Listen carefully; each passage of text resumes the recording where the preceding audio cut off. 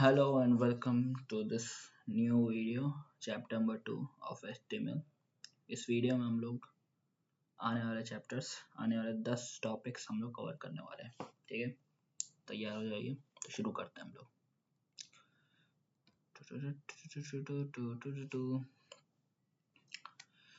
तो फॉर्मेटिंग तक हो गया था, HTML फॉर्मेटिंग तक।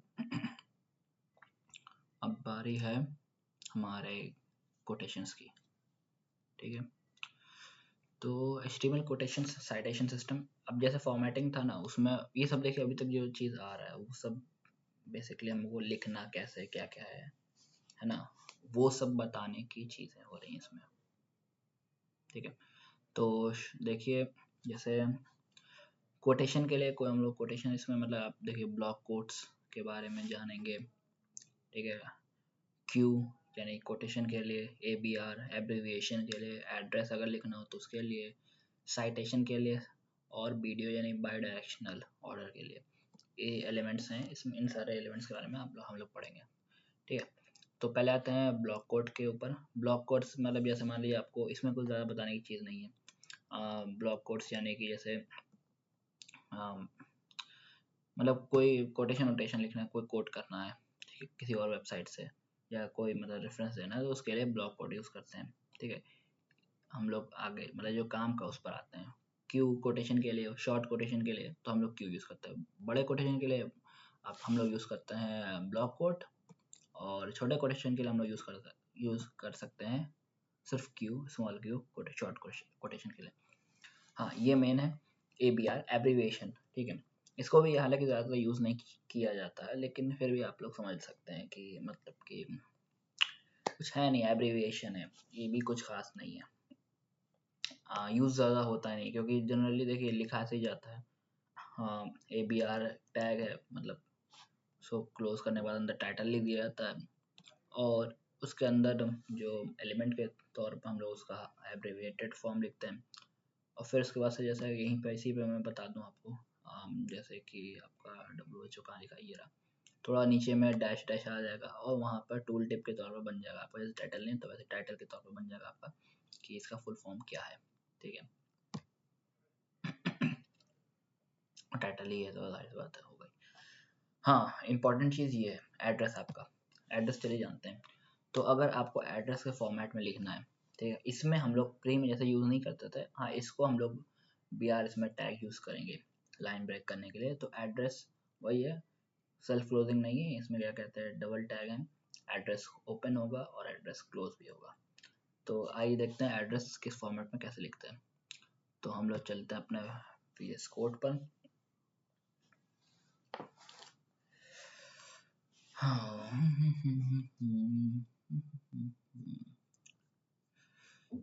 तो आइए लिखते हैं, शुरू करते हैं हम लोग।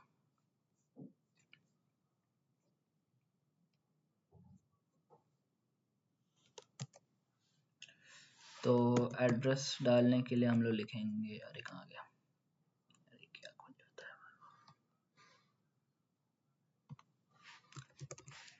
ये रहा एड्रेस टैग। अब इसके अंदर हम लोग लिखेंगे फॉर्मेट में। जैसे मान लीजिए मैं एड्रेस से लिख दूँ,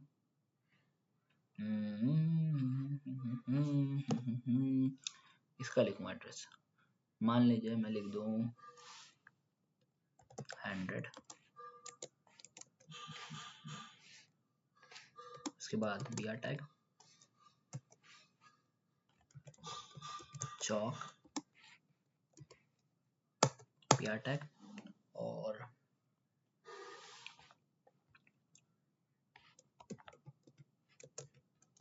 हुसैनाबाद, लखनऊ, BR टैग, और पिन कोड 211003। ये तो मैंने ऐसे लिख दिया। ठीक है, ज़रूर नहीं कि यही हो। तो अब इसको हम लोग सेव करेंगे और फिर देखेंगे। अच्छा, अभी मैंने इसको ओपन नहीं किया है, लाइव सर्वर से खोल कर हम लोग देखते हैं कि क्या दिख रहा है, क्या शो हो रहा है। और अब आप देख सकते हैं थोड़ा, ये रहा 100 चौक, हुसैनाबाद, लखनऊ, पिन, ये। तो ये जो आप देख रहे हैं क्या कहते हैं, ये थोड़ा इटैलिक वर्जन में आ गया आपका एड्रेस और ये नीचे लिखा जाएगा। तो अब तो ठीक है, तो ये हो गया आपका ये। अगला तो ये वही एड्रेस टैग है, हम लोग एड्रेस देने के लिए यूज़ कर सकते हैं इसको। अगला है साइट। ये भी कुछ नहीं, वही साइटेशन, मतलब कि हल्का इटैलिक में आपको दे देता है, कुछ प्रोवाइड कर देता है। अगर मान लिया आपने कुछ लिखा उसमें थोड़ा इटैलिक आ गया। अलग चीज़ जो है वो BDO है, यानी बाई डायरेक्शनल ओवरराइड। ठीक है, ये क्या करता है, ये आपका किसी भी टेक्स्ट को, या जब हम जिसमें भी लगाते हैं ये, और इसके अंदर इस टैग के अंदर जो भी आपका रहेगा, आपका क्या कहते हैं एलिमेंट, पूरा एलिमेंट को आपका ये रिवर्स कर देता है, मतलब उल्टा कर देता है, या फिर उस डायरेक्शन में कर देता है जो डायरेक्शन आपने मेंशन किया है। तो अगर हम लोग यहाँ लिखें वीडियो, ये ओपन होगा टैग, और देखिए डायरेक्शन एक dir एक एट्रीब्यूट है इसमें दिया हुआ, और हम लोग लिखते जैसे राइट टू लेफ्ट, RTL यानी राइट टू लेफ्ट लिख दें, और यहाँ पे लिख दें हम लोग प्रयागराज।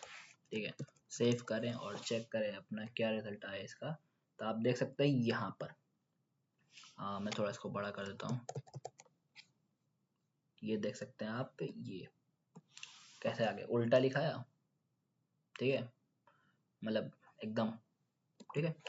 तो ये आपका वो कर देता है डायरेक्शन चेंज करने के लिए, मतलब डायरेक्शन अगर कोई टेक्स्ट को या किसी भी एलिमेंट को उल्टा लिखना हो या उल्टा करना हो, तो ये ऑनलाइन सबका ये जो कोटेशन है ना, पूरा टॉपिक ही, ये जो टॉपिक है पूरा यूजलेस माना जाता है, क्योंकि यूज ही नहीं करता, और अगर करना भी होगा तो आदमी को ऑलरेडी उल्टा लिख लेगा। ठीक है, और कहीं यूज भी नहीं होता। तो ये है, तो कोटेशन यहाँ पे खत्म हो गया। अगला जो टॉपिक है हमारा वो है कमेंट्स, HTML कमेंट्स। कमेंट्स के लिए ये इम्पोर्टेंट है, यूज उसका बहुत होता है। तो मतलब कोई अगर मान लिया आपको कोई चीज़ आपने लिखी है अपने HTML पेज पर, और वो आपको, देखिए जो भी आप लिखेंगे, ठीक है, चाहे उसमें आप टैग लगाए या ना लगाएं, मतलब कि शायद मैंने आपको नहीं दिखाया होगा। अगर मान लिया आप बिना, जैसे आपने देखा होगा अभी जितने भी चीज़ें लिख रहे हैं हम लोग, टैग ना कोई टैग का हम लोग इस्तेमाल कर रहे हैं, क्योंकि ये मतलब कि डॉक्यूमेंट फॉर्म में होता है, तो इसलिए आप अगर बिना टैग लगाए हुए आप कुछ भी लिखेंगे, मतलब ऐसे नहीं, कुछ लिखता हूँ, मैं लिख देता हूँ, इंडिया इज विनिंग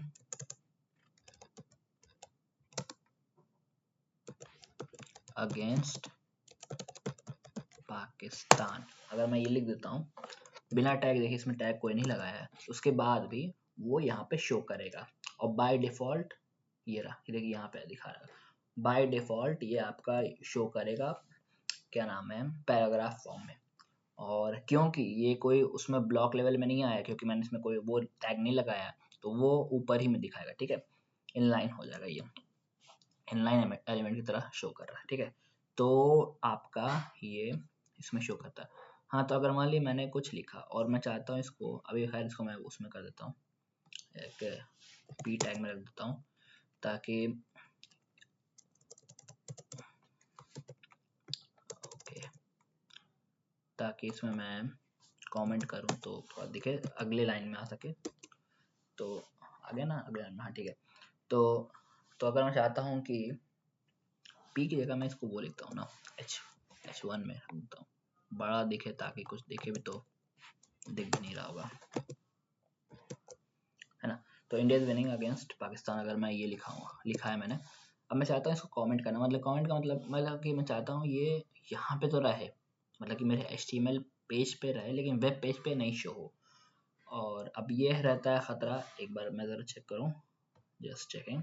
हाँ, तो अब ये रहता है कि अगर मान लीजिए अभी मैं नहीं चाहता शो हो, मतलब एक तरह से टेम्परेरी डिसेबल करना चाहता हूँ मैं इसको, और चाहता हूँ कि, लेकिन मिटाऊंगा तो फिर मैं शायद हो सकता हूँ भूल जाऊँ कल को, और मान लीजिए कल को मुझे फिर वही सेम चीज़ शो करनी हो, ठीक है, तो मैं क्या करूँ, मैं भूल जाऊंगा। तो उस चीज़ से निपटने के लिए हम लोग यूज़ करते हैं कमेंट, HTML कमेंट कैसे यूज़ करते हैं, वो हमारे पास ऐसे करते हैं कि आप एक खोलेंगे एंगुलर ब्रैकेट, उसमें लगाएंगे 1 2 डैश, ठीक है, एक सेकेंड, हाँ, पहले एंगुलर ब्रैकेट खोलेंगे, उसके बाद आप एक्सक्लेमेशन मार्क, फिर उसके बाद 2 डैश, यानी 2 माइनस का, और फिर जहाँ पे आपको बंद करना है, जहाँ तक आपको बंद करना है, मतलब मान लीजिए मुझे h1 पूरा टैग हटाना है ना, तो यहाँ पे मैं लगाऊंगा 2 डैश, ठीक है, और एंगुलर ब्रैकेट क्लोज। तो वो उस एंगुलर ब्रैकेट के अंदर, ठीक है, जितने भी आपके क्या कहते हैं वो आ रहे हैं, मतलब जितना भी एलिमेंट आएंगे, जितने भी टैग्स आएंगे, जितने भी पैराग्राफ आएंगे, जितने भी हेडिंग्स आएंगे, सब के सब हो जाएंगे आपके कमेंट। अब देखिए यहाँ पे तो वो है, लेकिन आपका सॉरी,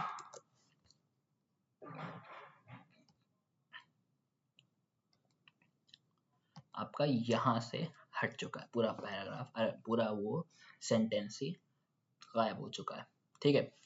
तो ये कमेंट इसलिए ही किया जाता है ताकि वो आपका हटाया जा सके। अच्छा, तो ये हो गया HTML कमेंट का टैग, कमेंट टैग का इस्तेमाल ही हो गया, ठीक है। अब जैसे मान लीजिए, अच्छा इसमें और कुछ है, देखो और कुछ नहीं है।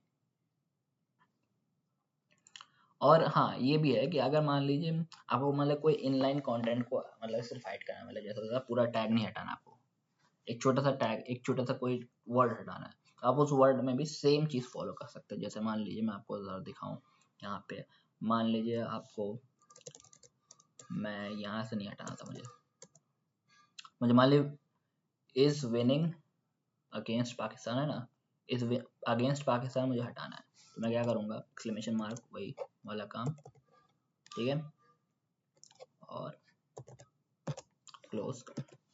तो अब मैं अगर चेक करूँ तो मेरा आगे इंडिया इज विनिंग आ गया, ठीक है। तो इसलिए ये काम आप मतलब कि सिर्फ ऐसा नहीं कि सिर्फ टैग पे काम करता है, ये आपका काम उस पर भी कर सकता है, एक particular text, particular word, particular कुछ भी, ठीक है। अगला टॉपिक क्या है हमारा, अगला टॉपिक है हमारा कलर्स, ये वापस CSS का है। तो इसके बारे में हम समझेंगे एकदम आखिरी में, यानी जब CSS स्टार्ट करेंगे, क्योंकि इसमें कुछ है नहीं। RGBA होता है, RGBA यानी रेड, B से आपका सॉरी G से ग्रीन आपका, B से क्या कहते हैं आपका ब्लू हो गया। एक हेक्स होता है, हेक्स यानी कि आपका आपका आपका आपका हेक्स का क्या होता है बे? वो हेक्स का होता है आपका हेक्साडेसिमल वैल्यूज के लिए होता है, और HSL होता है आपका, मेरे यहाँ से आता है मुझे, हाँ, ह्यू, सैचुरेशन और लाइटनेस, कलर को क्या कहता है आपका, ह्यू किसी का और सैचुरेशन और लाइटनेस उसका फिक्स करने के लिए होता है। तो यही सब होता है आपका, ठीक है। तो इसलिए कलर्स का इसमें कुछ खास नहीं है। और आखिरी में ए जो लगता है वो अल्फा वैल्यू होती है, तो मतलब जिसमें भी आ रहा है तो वो अल्फा वैल्यू यूज़ करने के लिए होता है, ठीक है। तो कलर्स इंपॉर्टेंट नहीं है, वो अपने ऊपर, क्योंकि सब अपना अपना कलर्स यूज़ कर सकते हैं। तो इसको मैं नेक्स्ट करता रहूँ ताकि अगला टॉपिक समझ में आएगी क्या है अपना। भाई RGB है,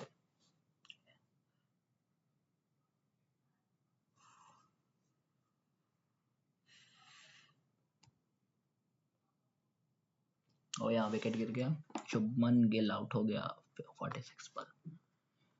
अच्छा खेला था, 50 रन हो जाए तो मजा आता। खैर वही इंडिया वर्सेस पाकिस्तान चल रहा है ना, ICC चैंपियंस ट्रॉफी, ठीक है। अब CSS की बात करते हैं, ठीक है। आज 1 मिनट में देखूं, जरा चेक करो मुझे कहाँ तक आज कंप्लीट करना है। 1 2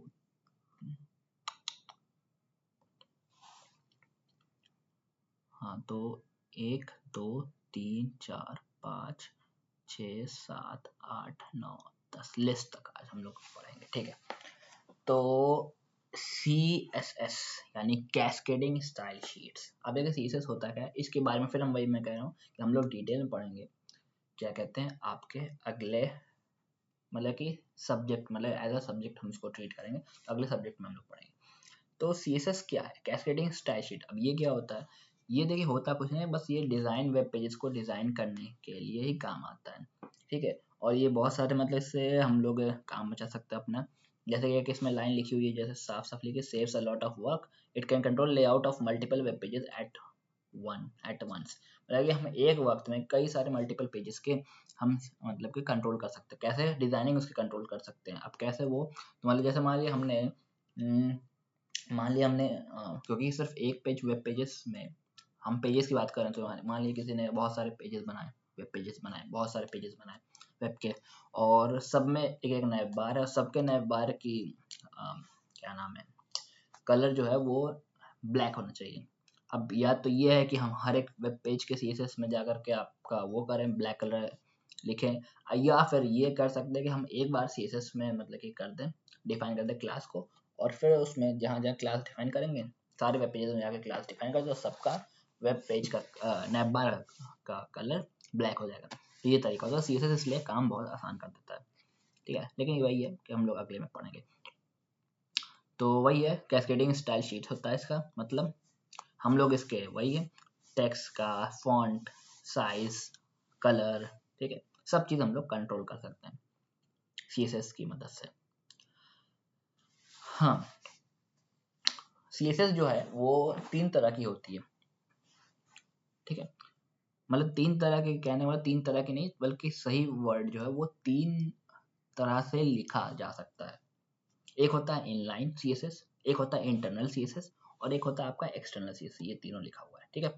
अब इनलाइन CSS क्या होता है? इनलाइन CSS मतलब होता है कि आप जैसे जैसा अभी हम लोगों ने यूज़ किया था, स्टाइल एट्रीब्यूट का इस्तेमाल किया था किसी भी आपका जैसे कि मैं दिखा रहा हूँ आपको, हम लोगों ने इस्तेमाल कहाँ किया था, ये H1 में हम लोग स्टाइल किया था, ये स्टाइल एट्रीब्यूट लगा देंगे, किसी भी टैग में हम लोग एक स्टाइल एट्रीब्यूट लगा देंगे, ठीक है। और ये लाइन के अंदर है ना, तो इसलिए क्या कहते हैं इसका, इसलिए इसका नाम रखा गया है इनलाइन CSS, इनलाइन। तो एक तो ये हो गया, सही रहा है, ठीक है। दूसरा होता है आपका इंटरनल लिखना। इंटरनल CSS क्या होता है? इंटरनल CSS क्या होता है? असल में होता ये कि अगर जब हम लोग हेड टैग पढ़ेंगे तो उसके बारे में थोड़ा और अच्छी तरह से जाएंगे। इंटरनल CSS होता ये, अभी देखिए आपका बॉडी में हम लोग जितना भी काम किया, हम लोग बॉडी में काम किए। हेड का में काम आपका आता है, हेड में एक होता है टैग, स्टाइल टैग। यहाँ पर देखिए स्टाइल एट्रीब्यूट है, और यहाँ पे जब लगाएंगे हम लोग, और एक तो है स्टाइल टैग आपका। तो स्टाइल भी टैग होता है एक, और वो भी उसकी भी एंडिंग और क्लोजिंग और ओपनिंग होती है, और वो हेड में हम लोग लिखते हैं। तो हेड में क्या होता है कि हम स्टाइल टैग के अंदर जो भी हमको, मतलब मान लीजिए हम क्या करते हैं, एक हम लोग एक सेलेक्टर बनाते हैं। तो आईडी, मान लीजिए आईडी सेलेक्टर होता है, क्लास सेलेक्टर होता है। मान लिया हम लोग यहाँ पे कोई क्लास डिफाइन कर दी H2 में, मान लिया H2 में हमने कोई क्लास डिफाइन कर नहीं सॉरी, अभी आईडी लेते चलते हैं। आईडी डिफाइन कर दी, आईडी एक एट्रीब्यूट लगाया, आईडी उसका नाम रखा आईडी, और ये सब हम लोग आगे पढ़ेंगे, तभी परेशान होने की बात नहीं है। मान लिया हमने उसका नाम रख दिया, अरे क्या खुल गया, मान लीजिए हमने उसका नाम रख दिया विराट, ठीक है। विराट नाम रख दिया, तो अब हम लोग स्टाइल टैग में जा करके पहले उससे उससे क्या नाम है, उस आईडी को कॉल करेंगे। आईडी कॉल करने का तरीका ये रहा, कैसे आया क्यों आया वो हम बाद में बताएंगे। और फिर उसके कर्ली ब्रेसेस के अंदर हम लोग उसकी क्या कहते हैं, डिफाइन करेंगे कि हम उसका क्या करना चाहते हैं। जैसे मान लिए हम चाहते हैं कि H2 का, जिसमें आईडी हमने विराट दिए और उस आईडी का बैकग्राउंड कलर जो हो वो मान लीजिए हो बिस्की, और कलर जो हो वो हम चाहते हैं वो हो ब्राउन, और टेक्स्ट अलाइन, क्योंकि ये भी हमने पढ़ रखा है, सेंटर हो, सेंटर नहीं, इस बार हम लोग राइट लेते हैं, बाय डिफॉल्ट लेफ्ट होती है, तो हम लोग राइट लेते हैं। तो अब हम चेंजेस देखते हैं क्या हुआ, और चेंज हुआ ये देखिए, बिस्की, ब्राउन क्या कहता है कलर, और राइट में चला गया high I am D sapphire, देखा आपने। तो ये जो होता है ना, ये किस चीज़ का काम आया, ये कैसे किया इसने, ये कैसे किया, ये ऐसे किया इसने, कि इसने एक विराट नाम की आईडी में, तो ये स्टाइल तो आप हम लोग ऐसे भी लिख सकते हैं CSS को। तो ये क्या हुआ, ये इनलाइन CSS हो। और एक तीसरा आता है जो कि बहुत इस्तेमाल किया जाता है, हद से ज़्यादा, मतलब इंडस्ट्रीज में हम लोग एक्सटर्नल CSS का ही इस्तेमाल करते हैं। वो क्या है, एक्सटर्नल CSS। ये हम लोग यूज़ कैसे करते हैं, हम लोग एक अलग से स्टाइल क्या नाम है, अलग से हम लोग एक CSS फाइल बनाते हैं। जैसे हम लोग HTML फाइल बनाई, उस तरह से हम लोग एक CSS फाइल बनाते हैं, उसमें हम लोग CSS लिखते हैं उस तरह से, जैसे हम लोग ने, जैसे यहाँ पर हम लोग ने लिख रखा है ना स्टाइल टैग के अंदर, उसी तरह से हम लोग पूरा स्टाइल टैग ही हम लोग उठा करके किसी दूसरे CSS फाइल में जाके ट्रांसफर करते हैं। उसमें बस ये है कि स्टाइल टैग नहीं लगाता, उसमें डायरेक्ट CSS हम लोग लिखना स्टार्ट करते हैं। जैसे यहाँ पे लिखा है हैशटैग विराट, और फिर उसको ओपन करके क्लोज करके उसमें लिखा है हम लोगों ने उसके प्रॉपर्टीज, मतलब क्या क्या होना चाहिए। तो उस तरह से हम लोग वहाँ पे लिखना स्टार्ट करते हैं, बस डायरेक्ट क्लास या आईडी को हम लोग कॉल करते हैं, और फिर उसको हम लोग डिफाइन करते हैं कि उसमें क्या क्या रहना चाहिए, क्या क्यों होना चाहिए, कैसे होना चाहिए। तो और उसको लिंक करा देते हैं कहाँ पर, मतलब अपने जिस पेज पे भी करना है, जिस पेज से भी लिंक करना है, यानी जिस HTML पेज से भी लिंक करना है, और जब वो हो जाता है तो हम लोग उसको कहते हैं एक्सटर्नल CSS, ठीक है। और वही हेड टैग में जो होता है HTML पेज के हेड टैग में ही हमारा लिंक टैग भी इस्तेमाल होता है, मतलब लिखा जाता है, और उसके ज़रिए ही हम एक्सटर्नल CSS को कॉल करवाते हैं। तो ये हो गया हमारा एक्सटर्नल CSS। डिटेल में हम लोग वही CSS वाले सब्जेक्ट में पढ़ेंगे हम लोग। तो ये इनलाइन CSS के बारे में लिखा है, इंटरनल CSS के बारे में लिखा है, और एक्सटर्नल CSS के बारे में लिखा है, ठीक है। सब डिटेल में पढ़ेंगे, अभी कोई प्रॉब्लम वाली बात नहीं है। कुछ प्रॉपर्टीज देख लेते हैं CSS की जो बहुत ज़्यादा यूज़ होती हैं। जैसे बॉर्डर एक हो गया। बॉर्डर प्रॉपर्टी क्या होता है, हम लोग को मतलब कि जैसे मान लीजिए किसी भी उसमें बॉर्डर लगाना हो, मान लीजिए मतलब कि किसी भी टैग, मतलब किसी भी उसमें बॉर्डर लगाना, जैसे कि मान लीजिए हम लोग यहीं पर एक इनलाइन CSS लिखते हैं, ठीक है। H3 में अगला है H3, तो स्टाइल टैग लगाएंगे हम लोग, सॉरी टैग नहीं, एट्रीब्यूट लगाएंगे हम लोग, और लिखेंगे इसमें बॉर्डर प्रॉपर्टी ओपन करेंगे, उसमें लिख देंगे कि 10 पिक्सल सॉलिड येलो कलर की बॉडी लगा दो। अब यहाँ पर देखिए क्या होता है, ये देखिए ये रहा थर्ड वाला ना, 10 पिक्सल की ये बॉर्डर लगा दी इसने, और येलो कलर की। अब यहाँ पे समझ लेते हैं वर्ड टू वर्ड है क्या। देखिए 10 पिक्सल जो है वो उसकी मतलब कि आपकी चौड़ाई है, ठीक है। मोटाई कितनी है, तो वो 10 पिक्सल की है। सॉलिड यहाँ पे क्या लिखा है और क्यों लिखा है, सॉलिड हम लोग ने यहाँ पे इसलिए लिखा है ताकि देखिए जो होता है ना, बाय डिफॉल्ट सॉलिड रहेगा, लाइन बाय लाइन, मतलब कि यहाँ पे बॉर्डर आपको क्या कहते हैं, एकदम एक लाइन वाला चाहिए या डॉट डॉट वाला चाहिए। मतलब कि जैसे मैं आपको यहाँ पे दिखाऊं, एक सॉलिड होता है, एक जैसे मान ली मैं H4 में ही ले के दिखाता हूँ आपको। स्टाइल एट्रीब्यूट में बॉर्डर 10 पिक्सल, एक आपका सॉलिड होता है, एक होता है थिन थिक, ठीक है।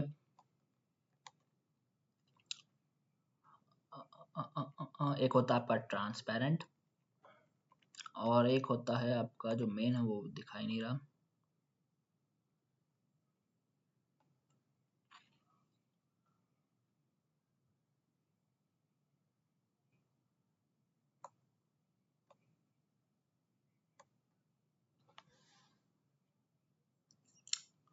चलिए इसमें क्या नाम है अभी,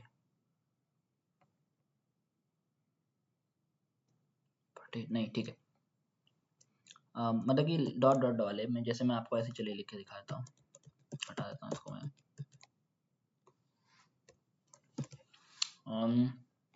मान लीजिए मैं यहाँ पे दिखा रहा हूँ आपको,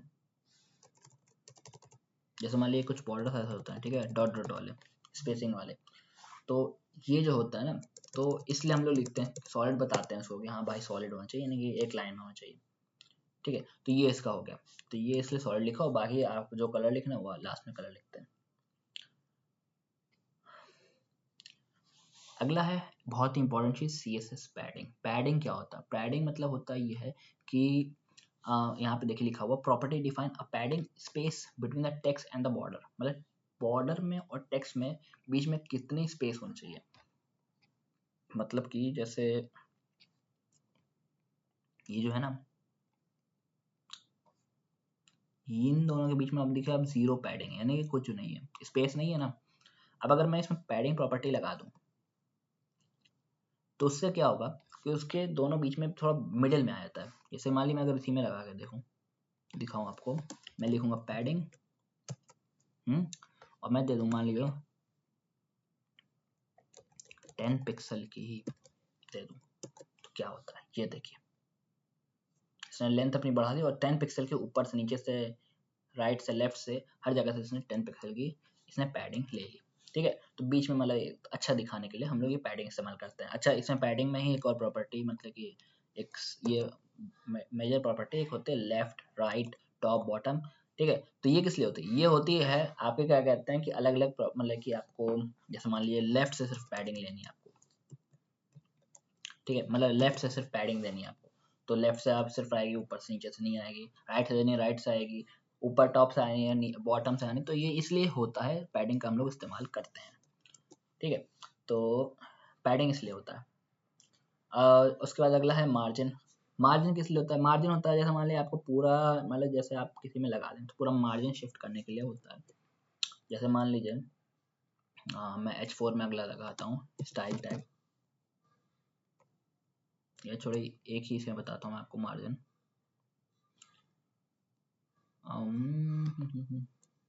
मार्जिन, अब उसके बाद से एक मिनट, मार्जिन की काफ़ी सारी प्रॉपर्टीज, मतलब मार्जिन तो मार्जिन ले लेगा। अब टॉप से लेना है, बॉटम से लेना है, लेफ्ट से लेना है, राइट से लेना है, ठीक है। तो वो जैसे मान लिया हम लोग जनरली यूज़ करते हैं लेफ्ट, तो मार्जिन लेफ्ट होना चाहिए 50 पिक्सल। थोड़ा दिखे अभी, सेव किया और चेंजेस देखा हम लोग क्या बना, देखिए क्या हो गया, फर्क देखा, ये 50 पिक्सल इधर शिफ्ट हो गया, ठीक है। तो शिफ्ट करने के लिए, मार्जिन वो करने के लिए हम लोग उसका इस्तेमाल करते हैं, ठीक है। तो मार्जिन और लेफ्ट लिया है तो लेफ्ट होगा। अच्छा अगर कुछ नहीं लिखें तो लेफ्ट लेफ्ट नहीं लें, सिर्फ सिंपल मार्जिन ले तो क्या होता है, सिर्फ अगर लेंगे हम लोग तो उसमें फ़र्क ये आ जाएगा कि वो 20 से लेगा, यानी कि जैसे आपने पैडिंग देखी थी तो वो 20 देखी, यहाँ से मार्जिन ले लिया, चारों तरफ से इसने मार्जिन ले चुका है, एक तरह से बीच में आ गया, ठीक है। तो ये मार्जिन आपका कॉन्सेप्ट हो गया। फिर मैं कह रहा हूँ CSS वाले जब पढ़ेंगे तो इसमें डिटेल में हम लोग जानेंगे। वैसे डिटेल में अब क्या जानना है, यही हो जो था यही था। एक्सटर्नल CSS को लिंक करने को बता दिया, इसमें लिंक टैग का इस्तेमाल हम लोग करते हैं, सेल्फ क्लोजिंग टैग होता है, तो इसका लेकिन हम लोग देखेंगे बाद में। तो यहाँ पे ये कंप्लीट हो गया और हम लोग का अगला जो टॉपिक है वो है HTML लिंक्स, ठीक है। तो यहीं पे हम लोग डिटेल में जानते हैं। देखिए HTML लिंक क्या होता है, लिंक जो है वो आपका सिर्फ, आप कहेंगे CSS लिंक करने का काम होता है, नहीं, सिर्फ CSS लिंक करने का काम नहीं आता, यहाँ पे बहुत सारी चीज़ें और भी चीज़ों को लिंक कराने का काम आता है। जैसे एंकर टैग यूज़ करते हैं ना हम लोग लिंक, ठीक है, तो वो भी उसमें हम लिंक डिफाइन करते हैं, वो भी एक तरह का लिंक है। एंकर टैग हम लोग एक लिंक एट्रीब्यूट, मतलब कि एंकर टैग हम लोग यूज़ करते हैं, मतलब किसी भी क्या कहते हैं लिंक पे, मतलब रिडायरेक्ट करने के, किसी भी पेज पर रिडायरेक्ट करने के लिए। तो अब जैसे इसी में एंकर टैग में हमारे बहुत सारे एट्रीब्यूट्स होते हैं, जैसे एक होता है टारगेट एट्रीब्यूट। अब टारगेट एट्रीब्यूट क्या होता है, आइए जानते हैं टारगेट एट्रीब्यूट क्या होता है। मान लीजिए मैंने यहाँ पर एक बनाया एंकर टैग, ठीक है,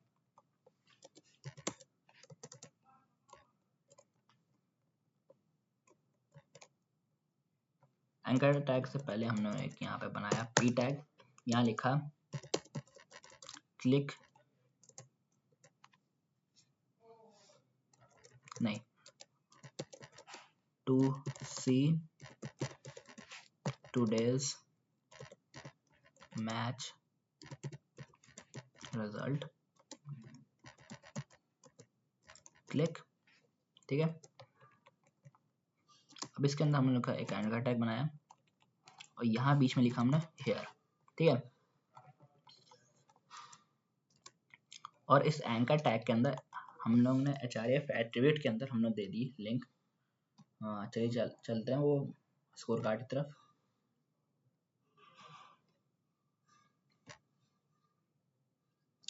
एक 118 पे 2 विकेट गिर गया। पिछली बार SPN की दी थी, इस बार हम लोग क्रिक बस देते हैं।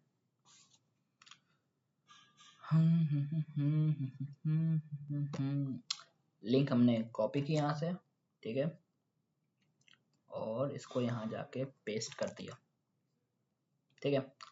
तो ये हो गया हमारा सेव किया। अब मैं जो दिखाना चाह रहा हूँ आप वो देखिए,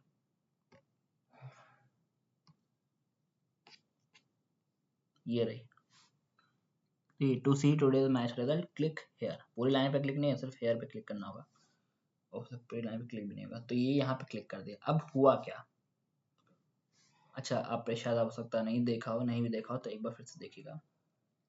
यहाँ पे देखिए सिर्फ 3 टैग खुले हैं, एक तो मतलब 3 सॉरी टैब खुले हैं, एक बात फाइंडर, ये तो मेरा है, ये मेन पेज है जिसपे हम लोग पढ़ाई कर रहे हैं, ठीक है, जिससे हम लोग पढ़ रहे हैं।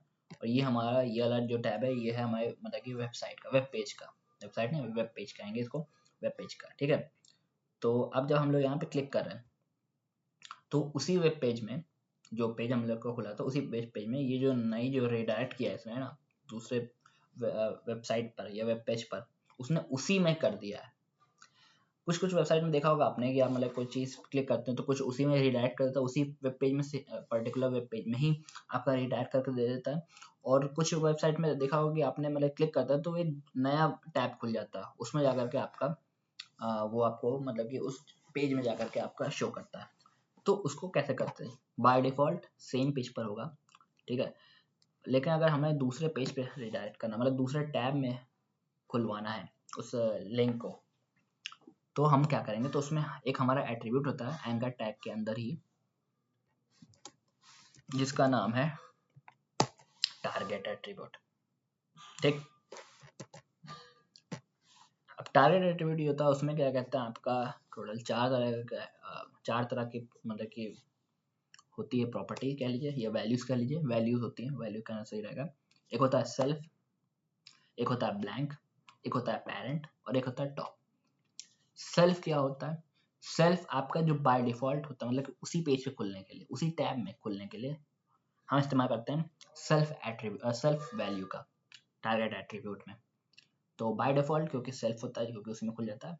अब ऐसे मान लीजिए आपको एक दूसरे पेज पे, एक दूसरे ब्लैंक पर आपको न्यू मतलब कि टैब पे आपको रिडायरेक्ट करना है। चाहते हैं कि जो आप क्लिक करने के बाद जो नई जो लिंक खुले वो दूसरे टैब पे खोले, तो उसके लिए आपको यूज़ करना होगा ब्लैंक वैल्यू का।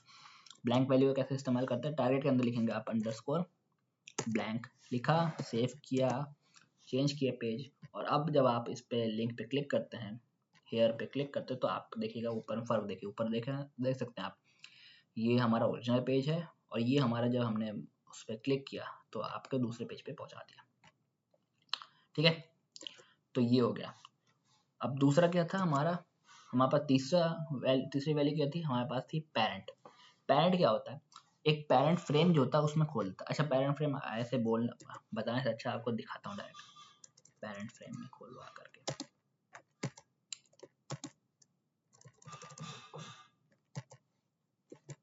सेव किया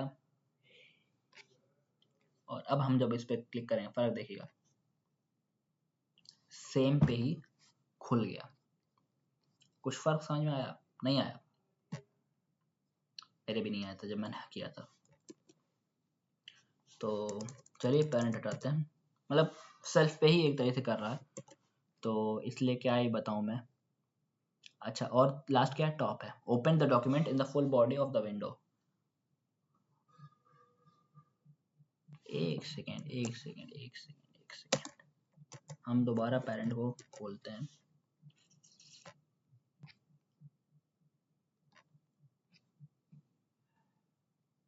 खुला,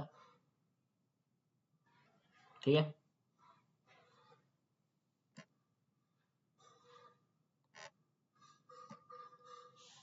नहीं, मुझे लगा तो कुछ और होगा।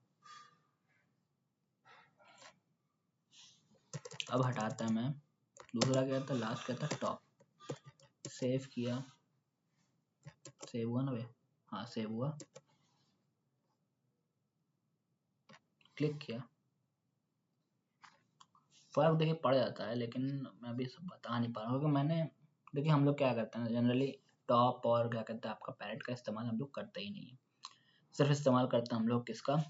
ब्लैंक का या सेल्फ का। बाय डिफ़ॉल्ट तो सेल्फ रहता है लेकिन ब्लैंक का जनरली इस्तेमाल करता है दूसरा पेज पे रेंडर करने के लिए। तो वही है, तो इसलिए बाकी सबका हम लोग इस्तेमाल किया नहीं, तो अब मैं उसमें क्या बताऊँ। तो ये देखिए नया टैब पे खोलने के लिए करते हैं। तो ये हो गया। वापस मैं खोलूँ, एक मिनट।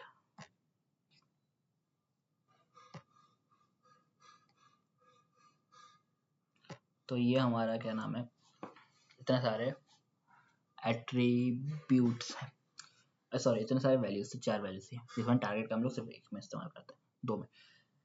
उसके बाद से आता है आपका एब्सोल्यूट यूआरएल्स और रिलेटिव यूआरएल। ये भी कोई रिलेवेंट टॉपिक नहीं है लेकिन फिर भी समझ लेते हैं। मतलब क्या नाम है, एब्सोल्यूट यूआरएल क्या होता है और रिलेटिव यूआरएल क्या होता है। देखिए, both examples above are the using an absolute full web address URL और local links relative URL। मतलब जैसे मान लीजिए जैसे मान लीजिए कोई आपने एक वेबसाइट की अपने जाकर के जैसे ये कहाँ गया आपका, आप एक्चुअल जो यूआरएल यूज करते हैं ना, जैसे मान लीजिए यहाँ पे आप क्लिक करें, ठीक है, ये आप एक एक्चुअल वेबसाइट पे आ गए ना, एक एक्चुअल यूआरएल पे आ गए, तो ये आपका एब्सोल्यूट यूआरएल हो गया, ठीक है। और दूसरा जो रिलेटिव यूआरएल ये होता है कि जैसे मान लिया आपने कोई ऐसा पेज बनाया, देखिए बैटरी मेरी डाउन हो रही है, मैं 1 सेकंड के लिए आया, चार्जर उठा करके, एक चार्जर चलेगा नहीं, तो काम